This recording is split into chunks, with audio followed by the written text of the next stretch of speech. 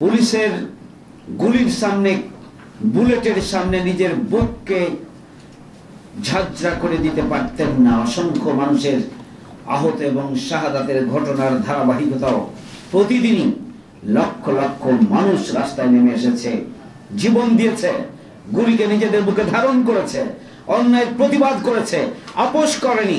শাহাদাতের তামান্না নিজেদের জীবনে ছিল বলেই আজকে নতুন বাংলাদেশ জুলাই ৩৬শে জুলাই গণ অভ্যুত্থানের মধ্য দিয়ে আমরা পেয়েছি।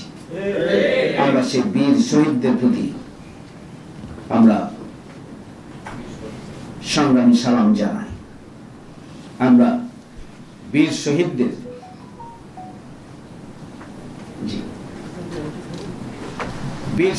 প্রতি আমরা সংগ্রামী সালাম আমরা জানাই।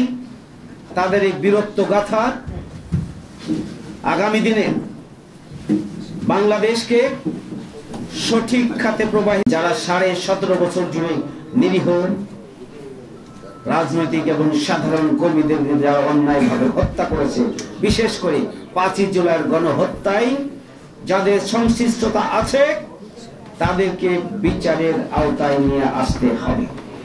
আমরা বলেছি নির্বাচন ব্যবস্থাকে ধ্বংস করে দিয়ে আওয়ামী লীগ বিগত 15.5 বছর ধরে পিছন দরজা দিয়ে ক্ষমতায় আসার যে কালচার তৈরি করেছিলেন এবং 41 সাল পর্যন্ত ক্ষমতায় থাকার স্বপ্ন দেখেছিলেন, নির্বাচন ব্যবস্থাকে ধ্বংস করে দেওয়া হয়েছিল।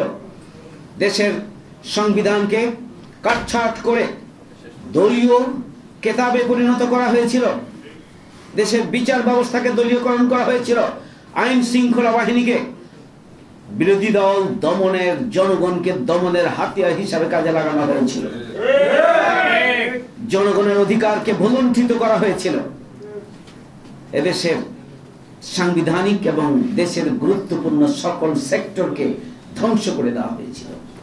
জামাত ইসলামী বাংলাদেশের পক্ষ থেকে আমরা প্রথম থেকে বলে আসছি যে আমাদেরকে নির্বাচন অবশ্যই করতে হবে।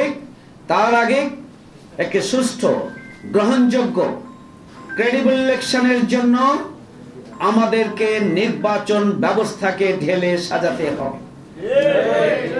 নির্বাচন ব্যবস্থা সংস্কার করতে হবে, সংবিধান সংস্কার করতে হবে, বিচার ব্যবস্থা সংস্কার করতে হবে, প্রশাসনের সংস্কার করতে হবে, আইন শৃঙ্খলা বাহিনীর সংস্কার করতে হবে। এই সমস্ত সংস্কারের মাধ্যমে আগামী দিনে একটি নির্বাচন ব্যবস্থাপনাকে শুধু আরো কার্যকর করার জন্য এই সমস্ত সংস্কার অনিবার্য।